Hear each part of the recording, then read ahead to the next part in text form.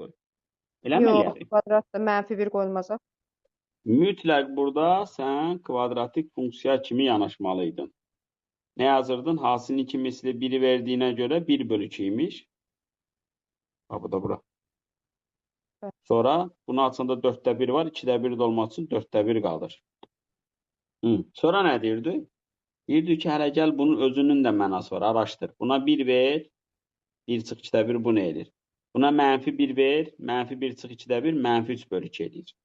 Şimdi diyordu bunun kvadratını düşün.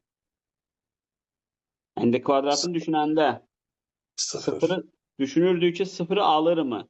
Al verirdi. Sıfırı alır mı? Alır. Düşürdü. Ara. Bəs nədən kiçik idi? 4'te 1. 9 böl 4'dən. 9 9 böl o arada 4'dən. var da. Ha, bax, bunun səhvi elə oradadır. Yəni bu 1 y olsun. İndi üstünə 4'də 1 gələndə onda necə olacaq? Y-imiz son nəticədə nə olacaq üstünə 4'də 1 gələndə? Burası 2. 4'də 9. Yox, yox, yox. 4'də 1 üstəyə 4'də 9. Nəyə verəcək bizə? 2/5. Yəni 5 Tamam, böl 2-ni. Bu tərəf nəyə verəcək? 4'də 1'i.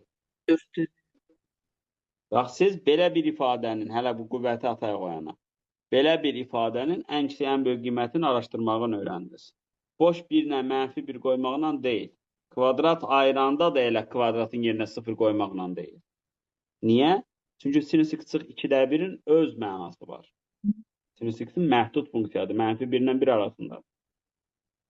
Və nə düşünürük? Deyirik ki, bura 0'da var mı burada? 0 olabilir mi? Bəli, olabilir. Bunda kvadratı nədən böyük bərabərdir? 0'dan. Çünki kvadratın da öz mənası var. Sonra pi bərabərdir nədən? Bunun kvadratından. Hə. İndi 81'in üstü 4'də 1 edir 3. 81 üstü 2 böl 5 nə eləyəcək? Bu ədəd eləyəcək də. Da bunun da burasını yazaq. 9 üstü 5. Amma ən kiçiyini istəyir, ən kiçiyi nə olur?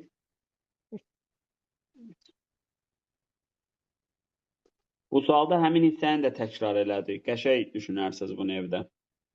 Varmı bundan sualınız?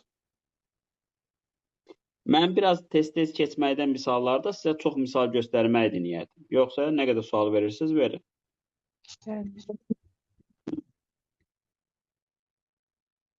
Var mı sualınız bundan?